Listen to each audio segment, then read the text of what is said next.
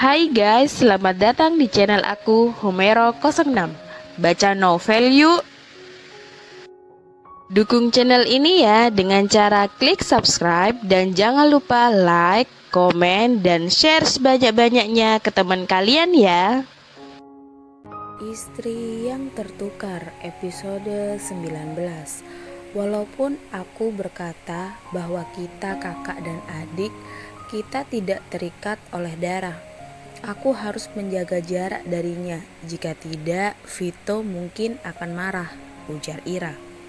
Ira pun membuka pintu. Bau apa ini? Seperti bau alkohol. Apa Vito sudah pulang? Ujar Ira masuk ke dalam rumah. Dan Ira melihat Vito yang tertidur di sofa. Kenapa dia tidur di sofa dan dia tidak menyalakan lampu? Vito, apa kau bisa tidur di atas? Kau mungkin akan terserang flu jika seperti ini, ujar Ira. Wanita ini, akhirnya dia pulang juga, ujar Vito. Saat Ira ingin menghidupkan lampu di samping Vito, tiba-tiba Vito meraih tangan Ira. Maaf Vito, apakah aku membangunkanmu? Ira, ini semua gara-gara kamu. Felicia menolakku. Flashback on. Maaf Vito, kau sudah menikah. Aku tidak bisa menerima cintamu. Aku tidak mau menjadi simpanan yang tidak tahu malu. Meskipun aku mencintaimu, aku tidak bisa menghancurkan keluargamu, ujar Felicia. Felicia, aku tidak akan membiarkanmu menjadi simpanan.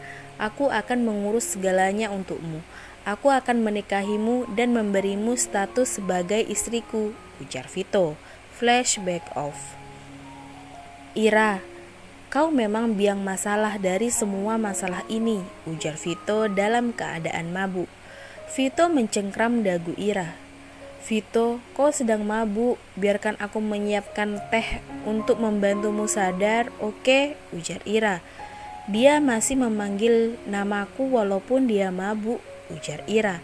Ira pun hendak pergi ke dapur, akan tetapi Vito mendorong Ira ke sofa dan Vito langsung membuka baju Ira secara paksa dan merobeknya. Apakah ini karena aku pergi dengan Tuan Leo hari ini? Jadi apakah dia cemburu? Aku senang kalau kau cemburu padaku. Itu artinya kamu memiliki rasa walaupun sedikit, gumam Ira. Dan mereka pun melakukan hubungan suami istri di sofa. Ira, panggil Vito. Iya, aku di sini, ujar Ira. Ya Tuhan, dia memanggil namaku sepanjang malam. Aku merasa malu, gumam Ira. Kenapa? Kenapa kau mengacaukan hidupku? Jika kau tidak ada, aku akan bisa bersama Felicia dan kita bisa bersama selamanya. Felicia, tolong jangan tinggalkan aku, ujar Vito mengacak-ngacak rambutnya. Jadi aku mencurahkan rasa sayangku pada seseorang yang tidak pernah mencintaiku sama sekali.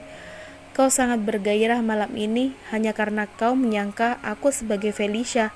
Aku terlalu naif dan selalu berpikir kalau suatu hari dia akan membalas cintaku. Mungkin ini sudah waktunya untuk menyerah, ujar Ira. Keesokan harinya, Vito terbangun dengan bertelanjang dada dan hanya ditutupi oleh selimut yang tipis. Aku pusing sekali, kenapa aku tidur di sofa? Ujar Vito memijat kepalanya. Aku ingat aku menemui Felicia tadi malam, tapi aku ditolaknya. Lalu aku minum minuman keras dan pulang ke rumah. Setelah itu, aku sudah tidak ingat lagi, ujar Vito mencoba mengingat kembali apa yang terjadi semalam. Dan dia mengingat ketika dia memaksa Ira untuk melayaninya di sofa. Aku dan Ira, kenapa meskipun aku tahu dia adalah masalah, tapi aku tidak bisa menahannya untuk bercinta dengannya, gumam Vito duduk termenung. Vito, apa kamu sudah bangun? Minumlah teh ini agar kau merasa lebih baik lagi. Aku lihat semalam kau mabuk. Kau sakit kepala ya hari ini? Tanya Ira masih mencoba tersenyum walau dipaksakan. Ya ampun, Kupikir aku sudah memanggilnya Felicia tadi malam, gumam Vito yang mengira Ira akan marah. Aku akan meminumnya dan aku akan merasa lebih baik setelah meminumnya, ujar Vito, dan Ira pun tersenyum kepada Vito. Kemarin malam dia mendengar aku memanggil Felicia. Kenapa dia masih bisa tersenyum? Gemam Vito. Ira hendak pergi meninggalkan Vito, akan tetapi Vito mencegahnya. Kau kemarilah, ada yang ingin kukatakan padamu, ujar Vito. Dia tidak peduli padaku sama sekali, jadi dia tidak akan keberatan kalau aku memanggilnya dengan nama wanita lain. Pernikahan kita adalah lelucon. Saatnya untuk berkata selamat tinggal yang sebenarnya. Aku akan mengakhirinya sebelum Felicia kembali, ujar Vito. Ira pun duduk di depan Vito. Tapi minumlah minumanmu dulu, aku akan mendengarkannya, ujar Ira. Kenapa aku selalu ragu-ragu sih? Apa yang membuatku enggan untuk berpisah dengannya? Masakannya? Atau kebodohannya? Gumam Vito. Vito tampak ragu-ragu untuk membicarakannya. Iya Vito, aku tahu apa yang ingin kau katakan.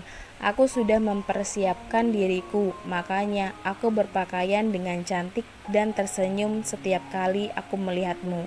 Itu semua untuk memberikan kesan yang baik untuk akhir cerita pernikahan kita, gumam Ira meneteskan air matanya. Tidak, dia tidak mencintaiku kan, jadi dia bisa membiarkan hubunganku dengan Felicia.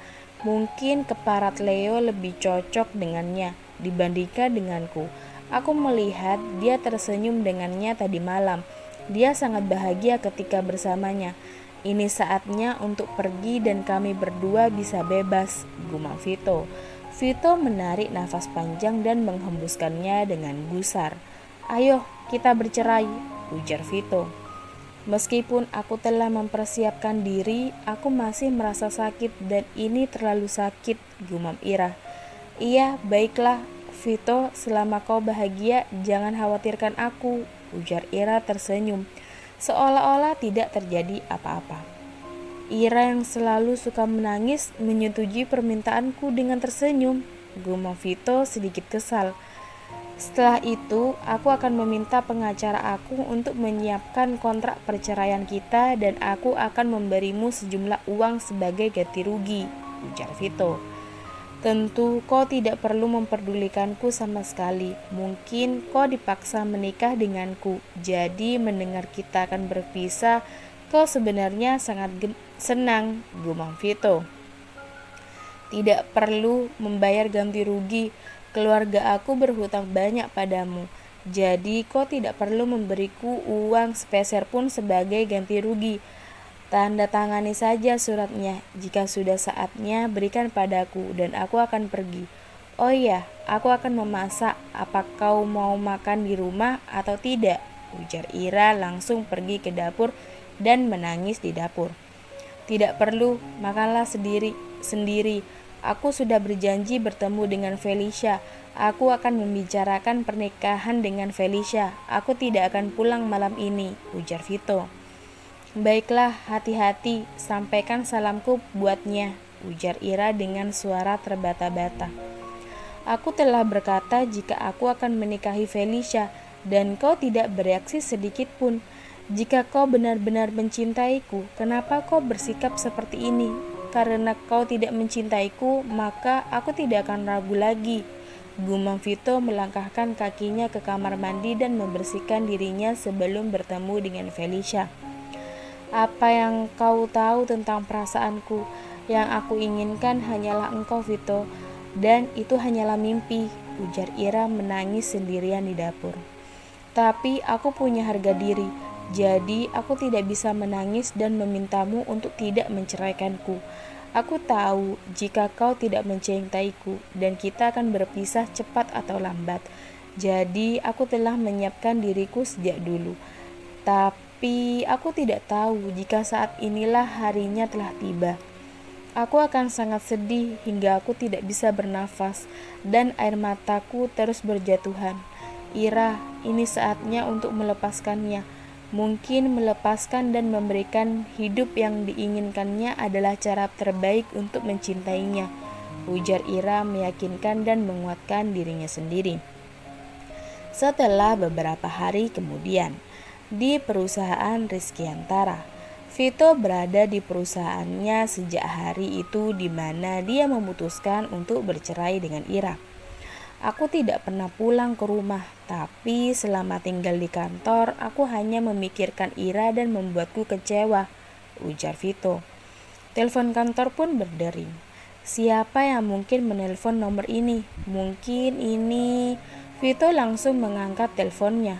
Anakku sayang, bawa Ira untuk makan malam hari ini ya. Ibu sangat merindukan Ira. Ingatlah untuk datang lebih awal, ujar Ibu Vito. Ibu, aku tidak bisa. Aku masih sibuk bekerja. Aku masih punya... Belum sempat Vito menyelesaikan perkataannya, Ibu Vito pun mematikan ponselnya. Kebiasaan, dia sudah menutup teleponnya. Aku belum selesai ngomong. Aku sungguh tidak ingin pulang, tapi aku tidak pernah pulang beberapa hari ini. Wanita itu pasti sudah makan dengan teratur kan? Ujar Vito. Vito pun menelpon Ira dan meminta Ira berdandan sangat cantik. Ira, bersiap-siaplah secantik mungkin karena hari ini aku akan berbaik hati kepadamu dan akan membawamu kembali untuk makan mewah di rumah Rizkyantara, ujar Vito. Tapi kau tidak bisa pergi, ujar Ira. Kamu harus pergi dan aku tidak menerima alasan apapun, ujar Vito. Baiklah. Hanya membayangkan wanita itu ngiler, aku menjadi sangat bahagia. Hahaha, dia sangat lucu, ujar Vito. Di rumah, Boy pun kembali ke rumah Vito dan Ira. Boy menekan bel berkali-kali. Siapa yang membunyikan bel itu? Bagaimana kalau itu Vito? Sekarang aku harus mengatakan apa kepadanya? Ini sangat canggung, ujar Ira. Boy membunyikan belnya lagi. Apa yang harus aku lakukan? Ternyata itu Boy, dia datang lagi. Aku tidak bisa membukakan pintu untuknya. Vito akan marah lagi padaku, gumam Ira. Boy terus membunyikan bel dan dia telah memencet bel selama setengah jam. Mengganggu sekali. Baiklah, aku menyerah. Ada apa? Ujar Ira. Kau akhirnya membukakan pintu untukku. Ira, aku membawa cek, uangku dan paspor dan aku telah memutuskan, ayo kita kawin lari, ujar Boy. Kak Boy, apa kau gila? Bagaimana aku bisa kabur denganmu? Ujar Ira. Ira, jangan khawatir kali ini. Aku telah membuat banyak persiapan selama kita pergi dan Vito tidak akan menemukan kita. Pergilah denganku, ujar Boy. Kak Boy, kau sungguhan. Apa kau tidak peduli dengan keluargamu dan orang tuamu? Tanya Ira. Kau adalah wanita yang paling kucintai di dunia ini. Aku bisa menyerahkan segalanya hanya demi kau, ujar Boy memeluk Ira secara paksa.